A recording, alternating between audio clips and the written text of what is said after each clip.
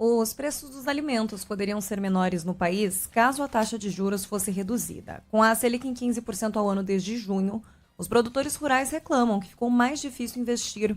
Os juros altos dificultam a tomada de empréstimos para a compra de sementes, defensivos e maquinário, por exemplo, o que faz o agricultor colocar o pé no freio e limita o crescimento da produção e a oferta de alimentos. Os juros ainda comprometem os investimentos em sustentabilidade e dificultam a contratação do seguro rural.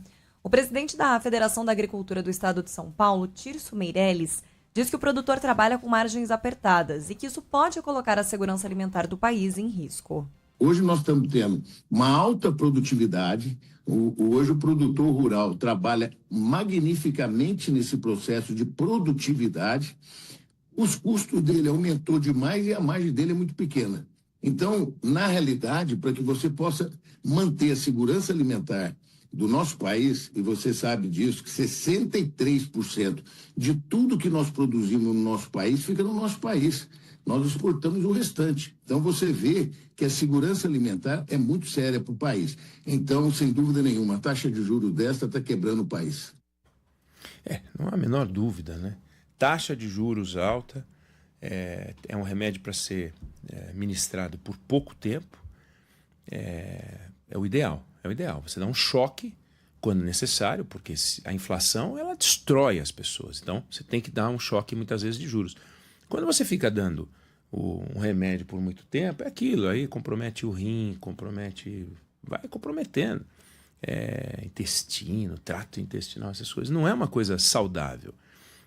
E acaba virando o remédio que produz uma nova doença. Então você tinha a doença da inflação, aí você tem a doença dos juros altos, aí você tem a doença da inadimplência, aí você tem a doença das recuperações judiciais, das RJs, a doença da falência. Fica um negócio complicado. O sujeito está tentando empreender, ele ele pega o 13º, não, ele pega a rescisão do trabalho dele, trabalhou não sei quantos anos numa determinada empresa, ele pega o dinheiro e monta uma franquia. Franquia trabalha com margens muito apertadas, muito apertadas. Aí ele está lá empreendendo, mas aí ele tem que mobiliar, custa caro, tem que pagar o ponto, começa a contratar mão de obra, tem que ter um básico ali. Isso para ganhar um valor que pode ser igual ao salário que ele tinha, um pouco menor do que o salário que ele tinha.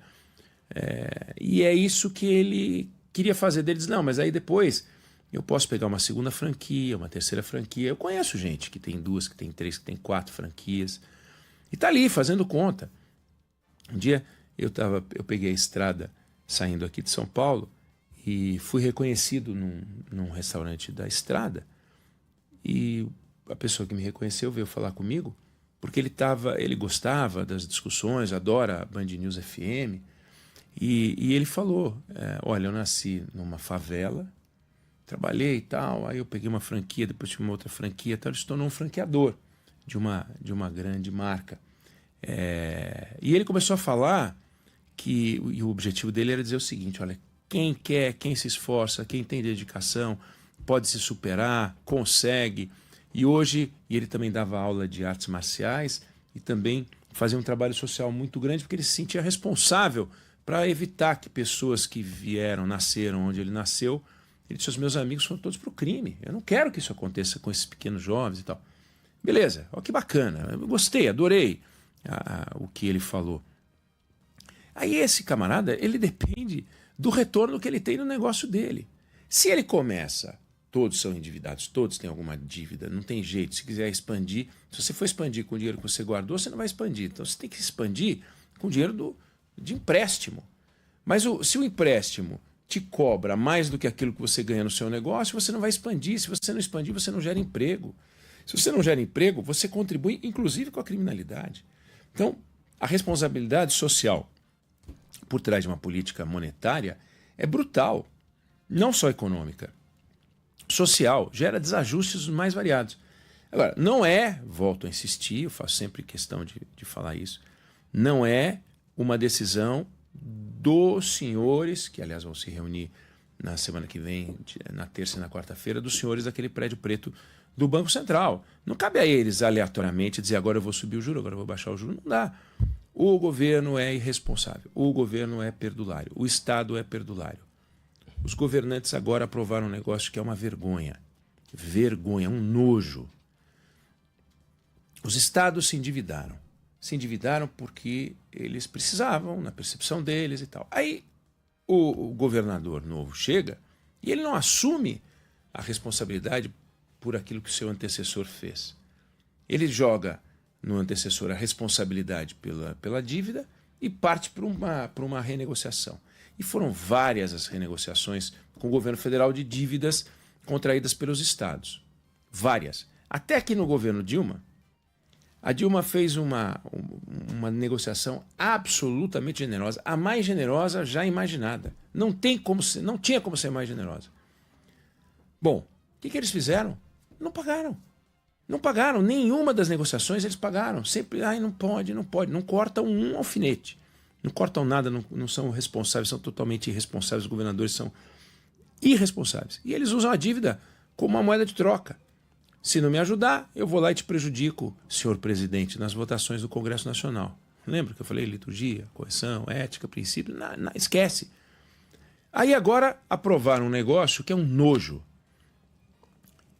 A reforma tributária criou um fundo para ser usado no combate às desigualdades regionais. Dinheiro federal. Então, tributo, distribuição do dinheiro, o dinheiro entra no caixa do governo federal, tira o fundo de participação dos estados, dos municípios, as transferências constitucionais, as obrigatórias, sobrou um dinheiro, uma parte desse dinheiro compõe um fundo de combate às desigualdades regionais. O que o Congresso fez? O Congresso foi lá e disse que os governadores podem pegar uma parte desse fundo para pagar a dívida do governo que eles têm com o governo federal. Então eles vão pegar dinheiro do governo federal para pagar a dívida do governo federal. Tratei desse assunto aqui. Nojo. É uma sem-vergonhice. Nome disso? Produz aumento de dívida, a receita do Estado cai. É uma confusão dos diabos. Então a irresponsabilidade fiscal, que é própria dos governantes, está por trás das taxas de juros. Nós não podemos esquecer, não podemos botar a culpa daqueles caras que estão no bolso da Faria Lima. Não é isso. A culpa é dos governantes, porque não tem compromisso com responsabilidade fiscal. Nenhuma. Ficam lançando programa disso, programa daquilo, põe um nome bonito no programa, para tentar ganhar a eleição, para se reeleger, fazem qualquer negócio.